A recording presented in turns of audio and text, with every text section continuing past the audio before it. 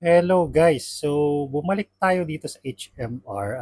Pumunta na tayo dito noong nakaraan pero konti pa lang yung tools sila noon. Ngayon, ang dami na guys. So, tingnan nyo. So, ito, meron sila mga generator dito. Full bore and Ozito na generators. Ito yung kanilang, ito, full bore na inverter generator. Interesado ko rito. Around 17,000 yata to. So, ang dami rito. Kasi ito rin, meron mga Ozito na bandsos, mga 9-inch bandsos. Tapos mga 4,000 pesos lang to. Yung mga maliliit ng banso. Meron din mga Ryobi banso dito pero mas marami Ozito.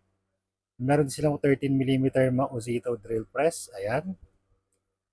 Around 5,000 yata yung presyo nito. Hindi ko na ganong makita. Ayan. Sa mga 5 to 6,000 yata. At meron silang mga oilless na full bore compressor, mga malalaki. I think may mga promo yata itong mga to. Ito hindi ko maano kung magkano, nasa around 10K yata. So, I don't know. Yeah, yung iba dito naka-promo, 50% off.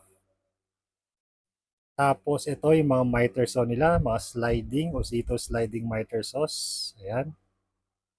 This is around 6K yata. Ayan. Maraming mga Ozitos dito na miter saw. So ito sa HMR North Caloocan to guys. So kung interesado kayo dito, ilalagay ko na lang sa description yung kanyang address dito sa may North Caloocan. Ito yung mga maliliit lang yung mga blade nito eh. So perfect to para sa mga small na workshop, yung katulad nung sa akin. And here, meron din silang mga mini na mga compressors. Ito, perfect to pang brad nails. So, kung meron kayong mga projects sa labas na kailangan nyo ng brad nails, at meron din silang mga, ito yung mga miter saw. Ito yung katulad nung sa akin, yung miter saw na, na non-sliding, na compound miter saw. Ito mga 3,000 lang to, yung mga to. Yung sa akin, nasa bili ko mga 2K lang kasi walang blade guard. Meron din may mga blade guard kompleto. At meron din table saw na usito rito. Kaso wala yatang fence to eh, kaya mura lang. I think nasa 4,000 lang yata to. Hindi ko na check yung presyo. Pero mura lang siya kasi wala siyang fence. May mga compressor pa. Scroll saw na Ryobi, which is nice. More miter saws. May cordless na miter saw yung sa dulo, Ozito. At piece the resistance. It's an AEG, brushless sliding miter saw. Woo! It's perfect. Ito, iba pa mga AEG tools. Puro mga AEGs, orange, no? And as you can see, yung mga AEGs is talagang bugbog na bugbog kasi yung mga AEG, yan yung mga professional grade. So talagang bugbog sila sa Australia, mga use na yan. Ito, mga Ryobis na to. Not that I'm interested sa mga Ryobis since ng battery ko is Ozito. So, pero okay na rin. Okay din yung makita yung mga Ryobis at ito. May mga lawn mowers din sila. More AEGs. This one is awesome. Oh. Ang brushless na na cordless hammer drill. Medyo mahal lang to kasi pero tingnan niyo naman yung condition, parang na, galing sa giyera. So, ganyan talaga pag ma-AEG, talagang binubugbog talaga yun ng mga contractors sa Australia. Eh. So, pagdating dito, hindi na, yung physically, hindi na ganun kaganda yung condition. But I think most of this would still work pa. Kaso, sabi nung nag-ano sa akin dito, wala daw yung battery. So, wala silang battery nito. Rare yung battery niya. This one is sweet, to brushless na, rotary hammer SDS. I like that. Kaso AEG nga, so wala akong battery niyan. And this one is more on Ryobi's. Ito, AEG din pa rin to guys. Ayan, mga grinder na AEG, circular. So, ito, ayan, mga belt sander na Ryobi. Meron din radio na Ryobi, cordless. Mga sauce, no. Ito, more on zero. Ito yung mga mga newly, mga bagong new arrival na Ositos. So, na red na Osito. Ayan. Meron pa chemical sprayer, mga grinders. Ayun, mga rotary hammer. Oh. Ito, interesado ako dito sa maliit na rotary hammer drill kaso wala na yung front grip niya eh. Pero okay lang din. Ayan. Ito yung pang drain cleaner. Ito gusto ko din to. Itong pang declagger oh. 1.5 lang to eh.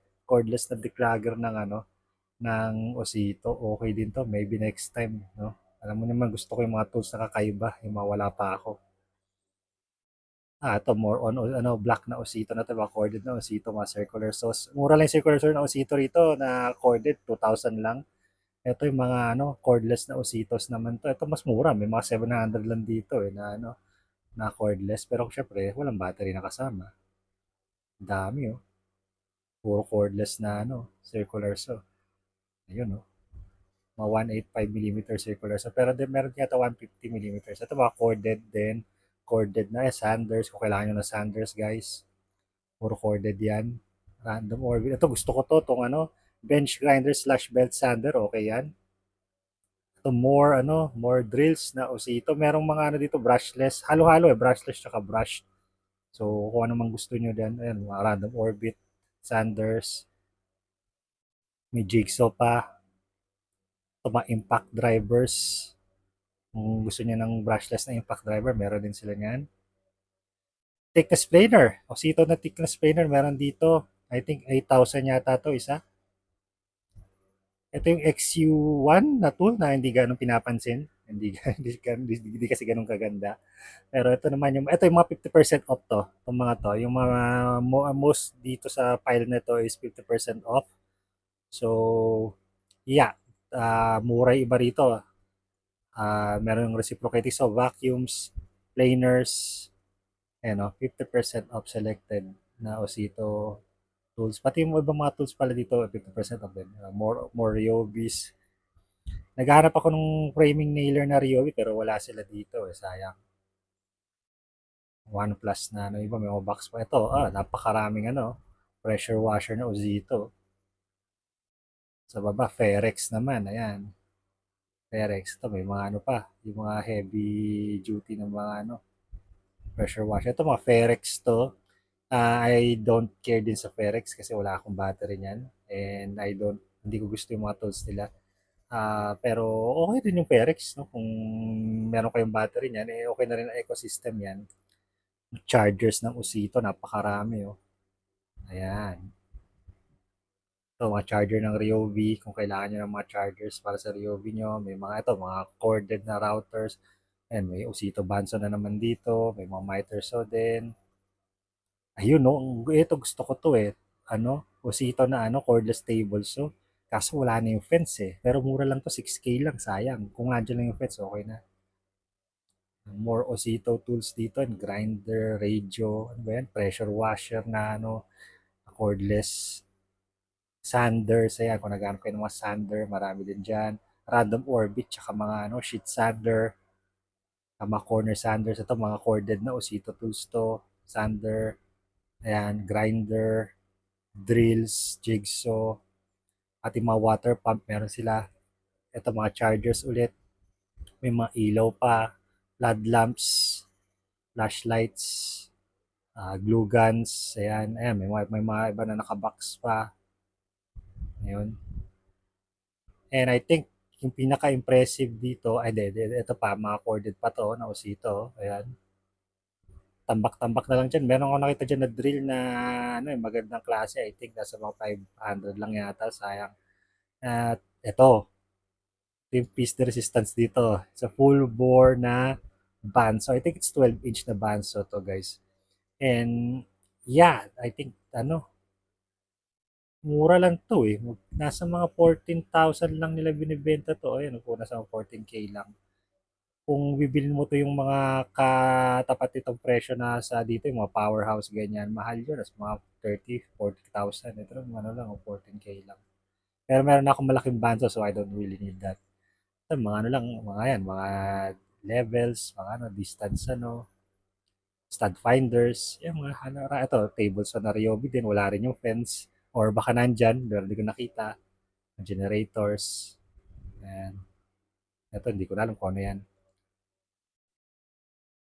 So, ito yung mga nabili ko. Ito yung blower lang to guys. Simple na blower lang na Osito.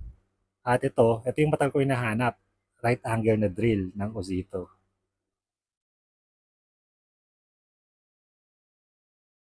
Pakita ko lang tong binili ko. Ito yung blower. This one is 399 pesos yung regular price niya. Pero 50% off siya. So, nabili ko lang siya for 180, 199 yata. Pero, ang problema ko, nung dinala ko dito inuwi ko, gumagana siya. Pero ngayon, ayaw na niyang gumana. So, I think baka may nasira. sa loob niya or whatever. Ayaw na niya, ilaw lang yung gumagana niya. Pero, um, yeah. So, hindi ko alam. Baka nasira na to nung binili ko. Pero, it's just 200 lang naman. So, parang, pwede ko na ito ibalik eh. Meron na resibo. Pero, I don't think na ibabalik ko. Baka buksan ko na lang, tinaw ko ano yung baka may na-loose lang na wire or whatever. Pero, ang jackpot is ito. Ito. Ayan. So, ito yung right angle drill. So, 999 pesos to guys. And, works perfectly. So, kung lagyan natin siya ng talim, pakita ko sa inyo, para lang din siyang drill na na normal na cordless drill pero right angle siya. Ayan. Ayan. So, ayan o. So, this would be perfect para sa mga tight spaces. Pwede mo rin siyang i-bend eh. So, may pinipindot dito na meron siyang lock. So, pwede siyang mag-lock ng ganyan para sa mga very tight na corners. Maganda to guys pag meron mga cabinets na kailangan mong barinahin yung loob na hindi kasya yung drill mo or yung impact driver mo. This would work really well on that. So, pag tinesting mo naman is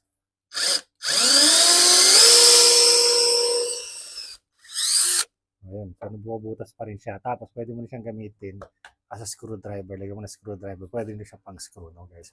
So overall, not bad. Ito lang, medyo sablay itong isa. Pero okay lang din. Kasi ito talaga yung ko. Kumbaga bonus na lang yun. Kumana man siya, hindi, okay lang din. Ito talaga yung bonus na talagang pinunta ko doon. Okay? So nag-iisa lang to eh. So nung nakita ko to, nandun sa HMY, kinuha ko agad baka maunahan pa ako eh. Merong isang dumating doon na nakita, gusto rin yata pero wala na daw nagtanong. So tapos ayun. So ang saya ko kasi ako yung nakakakuha nito. Alright. So yun lang guys. Thank you so much for watching. I'll see you guys again next time. This is Gene from Gene Caraldo Vlogs. Adios.